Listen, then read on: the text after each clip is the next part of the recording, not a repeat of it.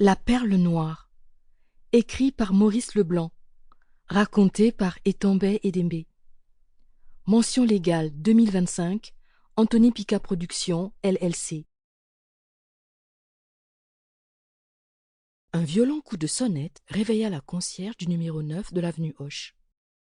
Elle tira le cordon, en grognant. « Je croyais tout le monde rentrait. Il est au moins 3 heures. » Son mari bougonna. « C'est peut-être pour le docteur. » En effet, une voix demanda. « Le docteur Harel, quel étage ?»« 3e à gauche, mais le docteur ne se dérange pas la nuit. »« Il faudra bien qu'il se dérange. » Le monsieur pénétra dans le vestibule, monta un étage, 2 étages et, sans même s'arrêter sur le palier du docteur Harel, continua jusqu'au 5e.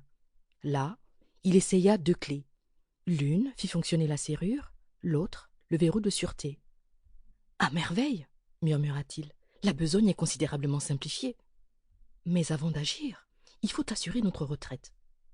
Voyons, ai-je eu logiquement le temps de sonner chez le docteur et d'être congédié par lui? Pas encore. Un peu de patience. » Au bout d'une dizaine de minutes, il redescendit et heurta le carreau de la loge en maugréant contre le docteur. On lui ouvrit, il claqua la porte derrière lui. Or, cette porte ne se ferma point. L'homme, ayant vivement appliqué un morceau de fer sur la gâche, afin que le pêne ne pût s'y introduire.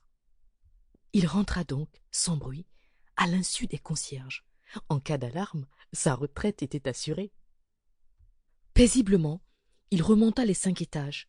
Dans l'antichambre, à la lueur d'une lanterne électrique, il déposa son pardessus et son chapeau sur une des chaises, s'assit sur une autre et enveloppa ses bottines d'épais chaussons de feutre. Ouf, ça y est, et combien facilement! Je me demande un peu pourquoi tout le monde ne choisit pas le confortable métier de cambrioleur. Avec un peu d'adresse et de réflexion, il n'en est pas de plus charmant. Un métier de tout repos, un métier de père de famille, trop commode même, cela devient fastidieux. Il déplia un plan détaillé de l'appartement. Commençons par nous orienter. Ici, j'aperçois le rectangle du vestibule où je suis. Du côté de la rue, le salon, le boudoir et la salle à manger. Inutile de perdre son temps par là, il paraît que la comtesse a un goût déplorable. Pas un bibelot de valeur. Donc, droit au but.